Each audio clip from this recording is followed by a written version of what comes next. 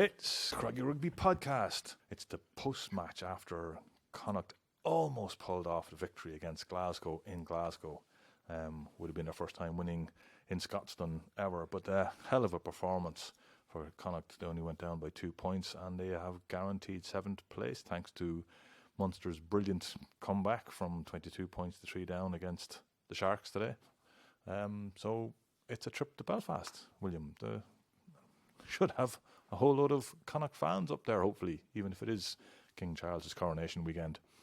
Yeah, absolutely. Really down to what Munster did today. It solved that for Connacht. You know, if Munster hadn't got that 19-point comeback, we'd have been in 8th. Yes, but I wonder if we'd got within 2 points and had a penalty just inside it. The last play of the game was Connacht getting a penalty, which might have been kickable if it was absolutely needed. Tom Daly's got a big boot. Yeah, would have been big pressure for Tom Daly if he'd pulled that one off. But look, they've got what they set out to achieve. Probably overall finished one win behind where you need to be absolutely competitive in this.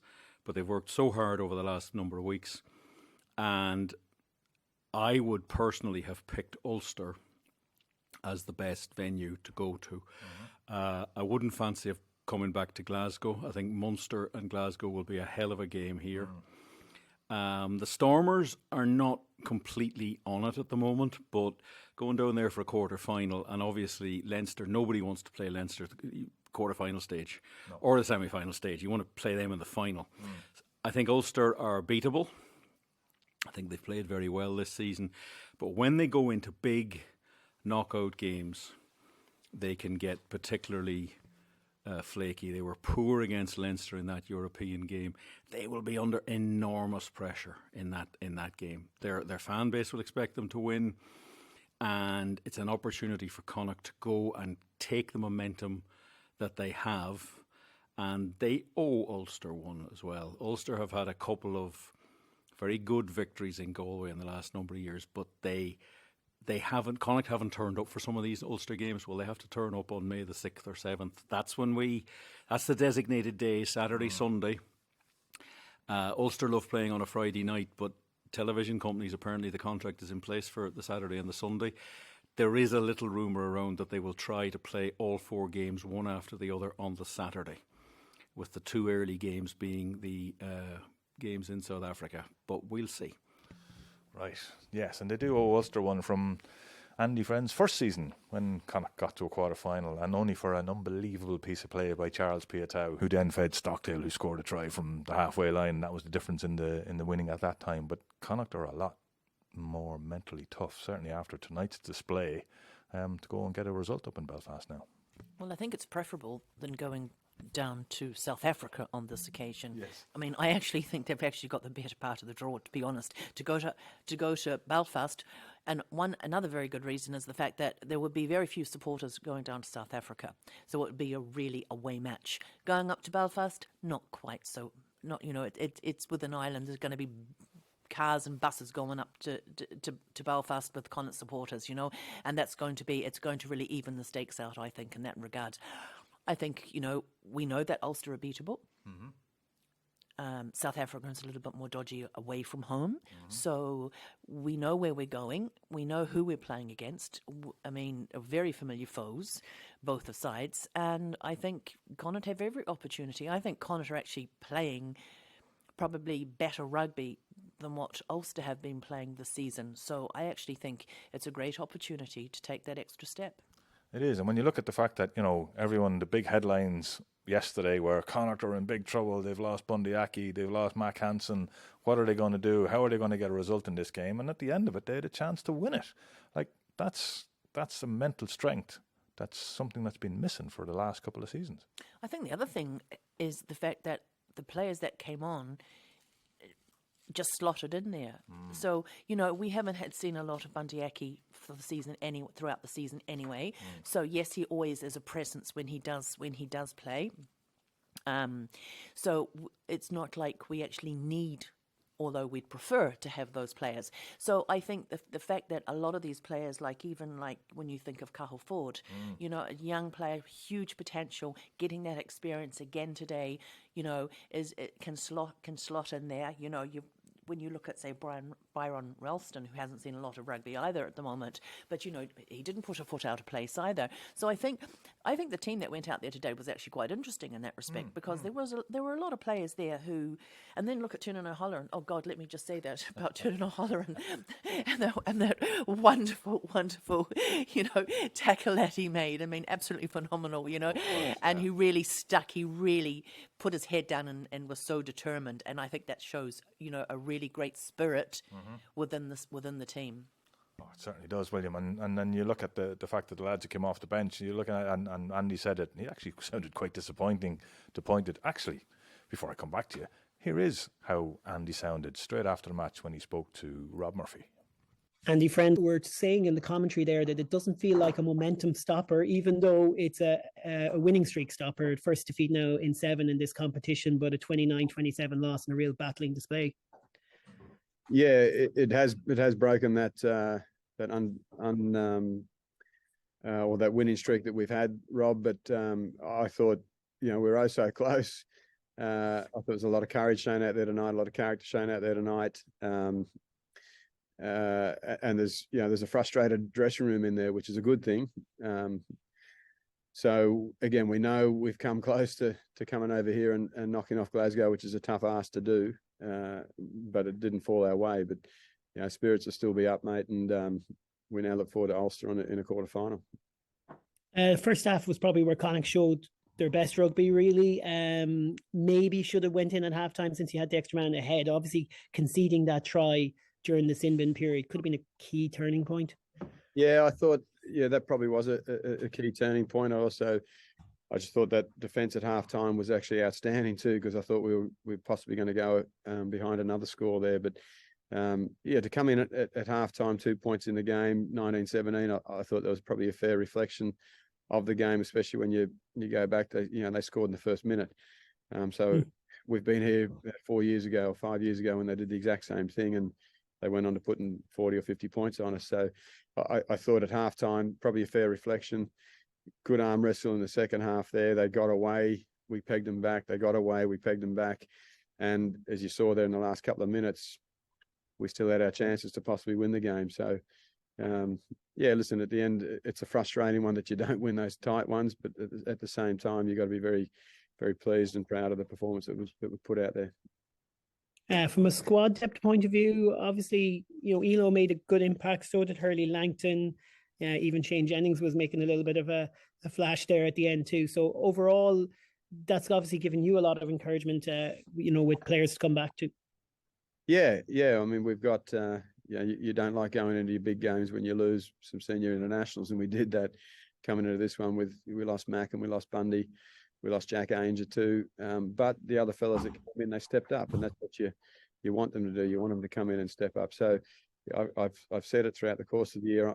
I'm really happy with the squad depth that we've got. We've got good players to come in and you saw there tonight. I thought Cahill Ford came in and did very well. Great to have Johnny Porch back. But you're right, Jeno came on, did well. Byron Ralston, first game in 8 weeks, and he didn't look out of place.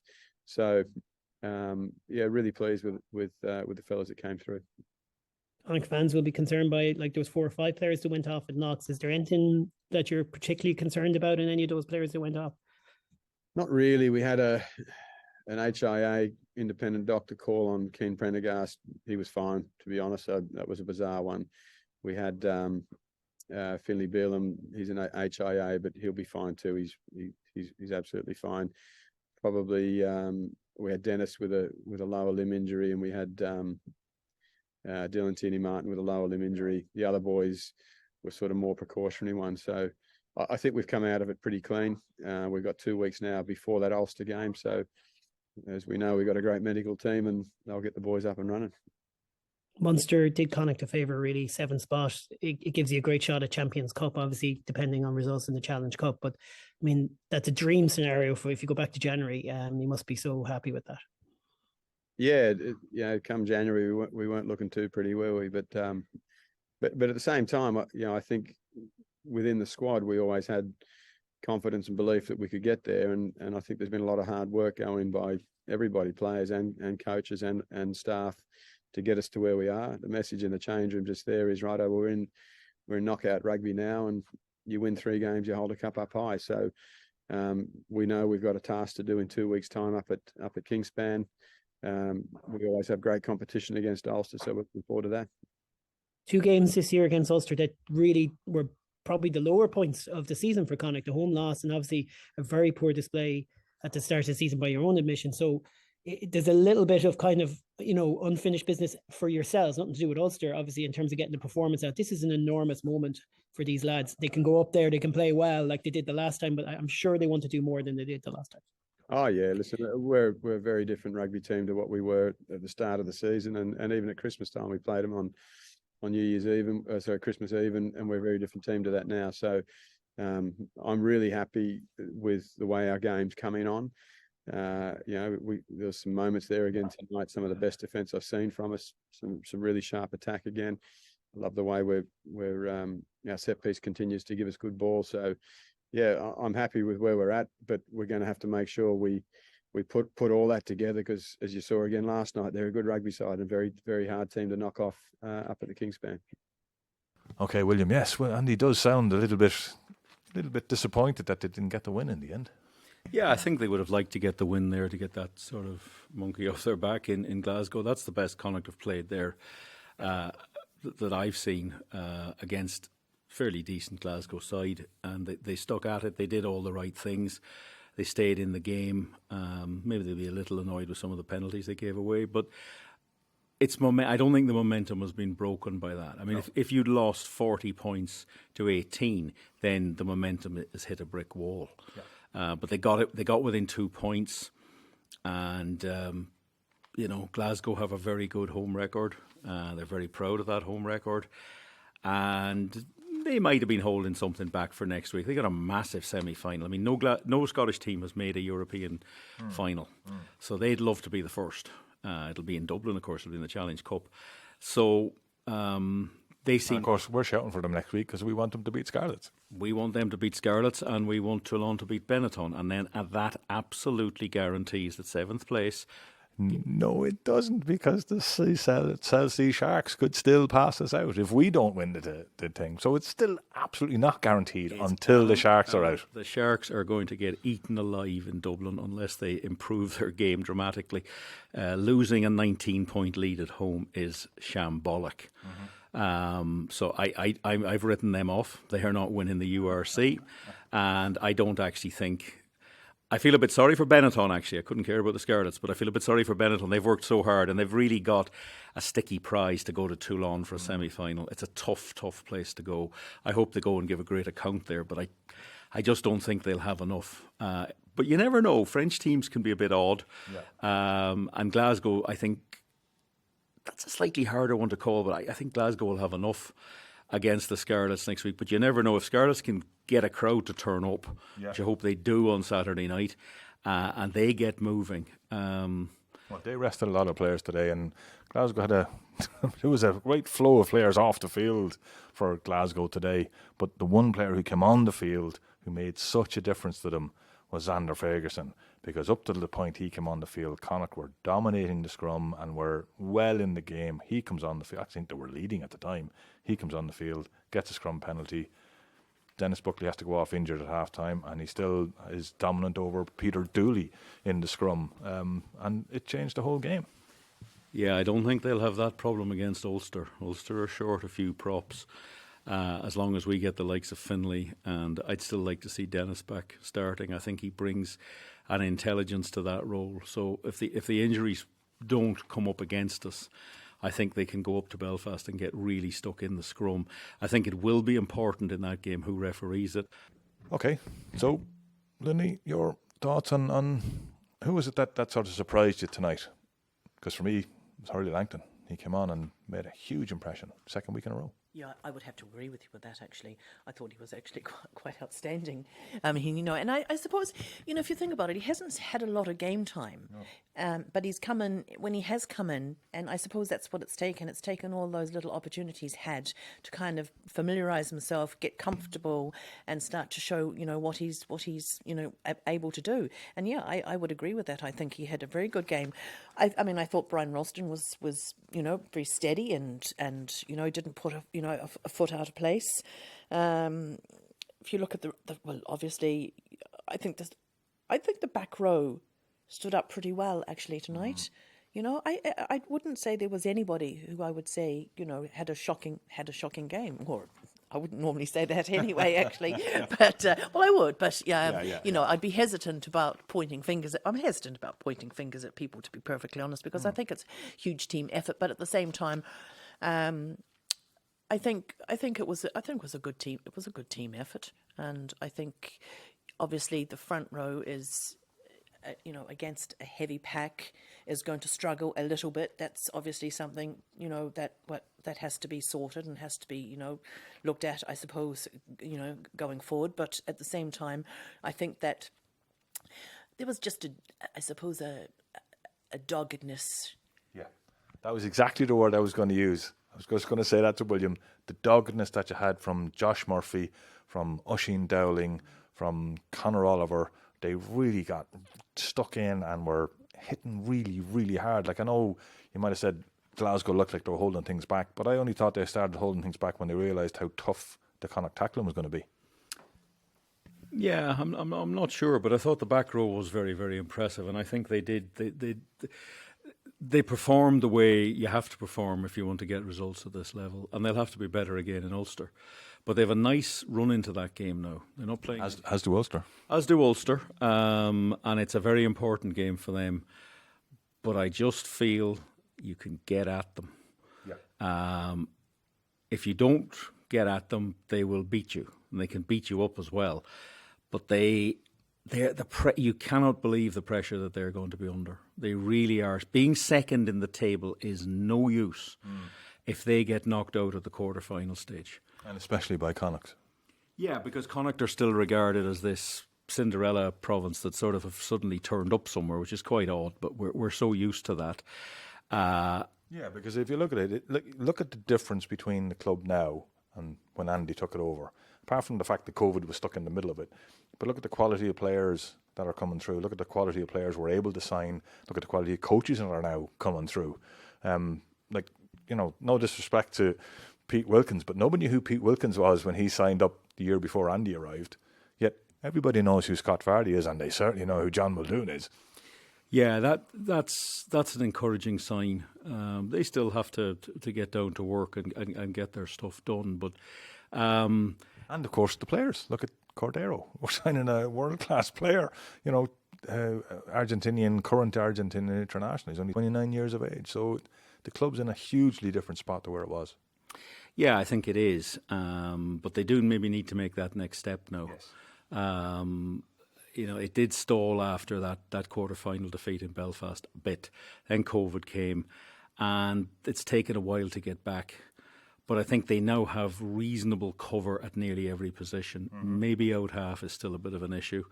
It's very reliant on Jack Carty, who had an okay game tonight.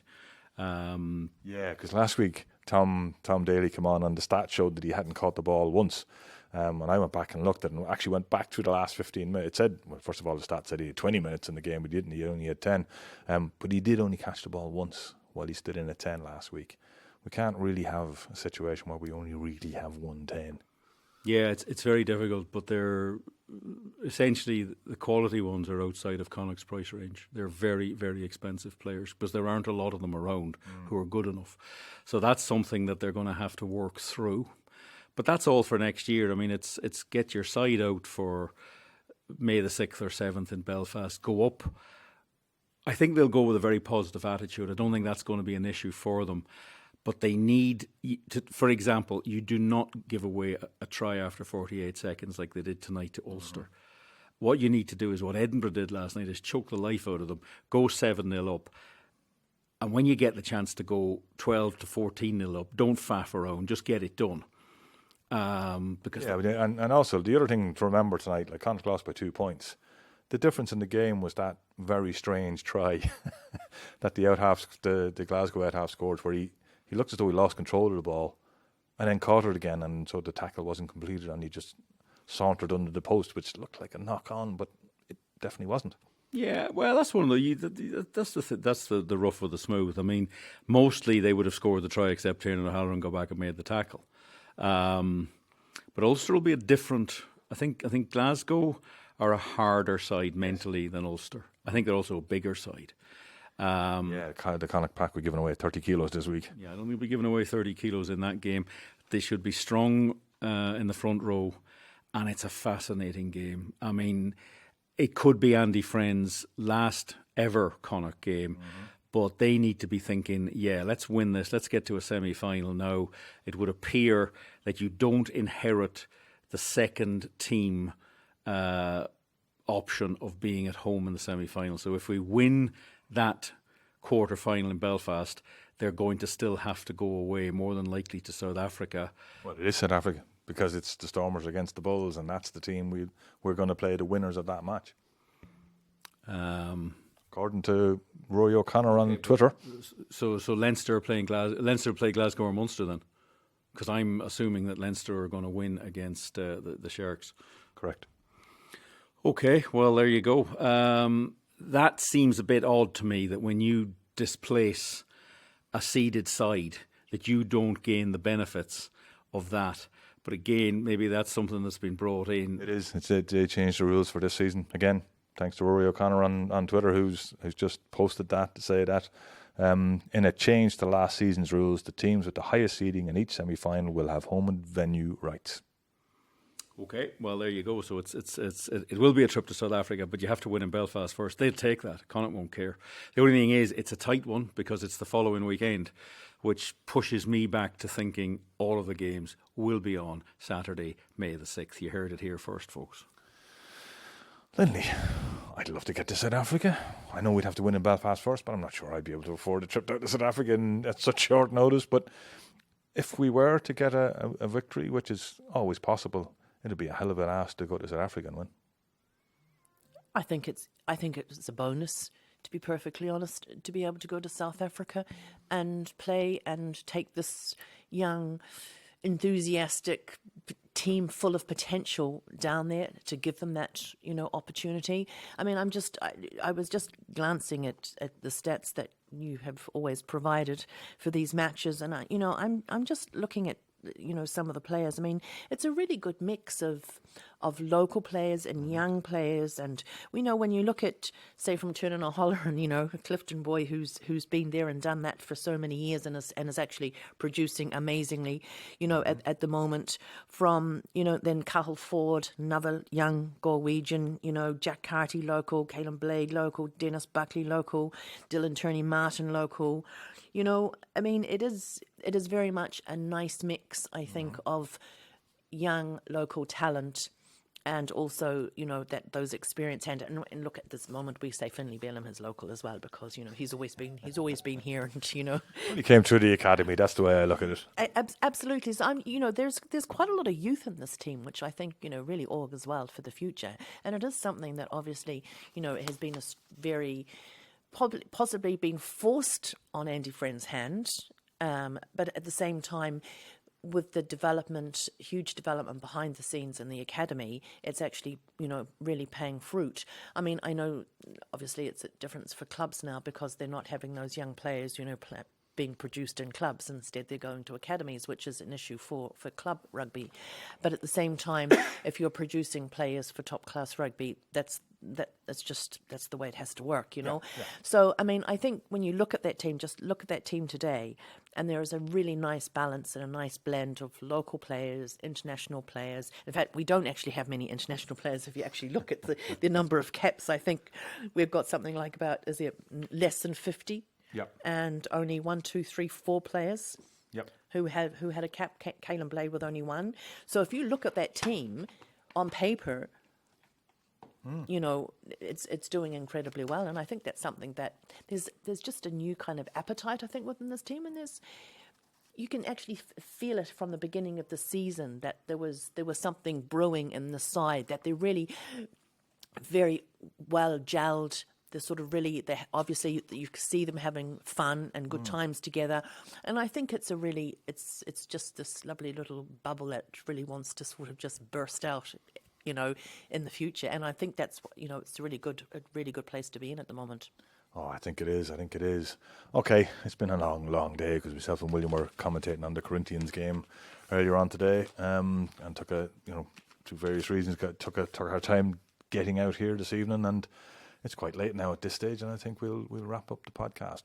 So next week we won't have a midweek podcast, but we will have a special podcast with a very special guest, which I think our patrons will be very pleased to hear. A lot of great insight in that podcast, but we'll keep you hanging on that one. You'll need to sign up to patreon.com/CraggieRugby to hear it. We'll put it out on social media to let you know who it is and when it's coming out. But we'll be back again in a couple of weeks' time with the midweek podcast prior to the trip to Belfast, and we're really looking forward to Connacht breaking that hoodoo of not winning a quarter-final in Belfast. That'll be great. Thanks, folks. Loose, cut it loose. Break out or nothing changes. Side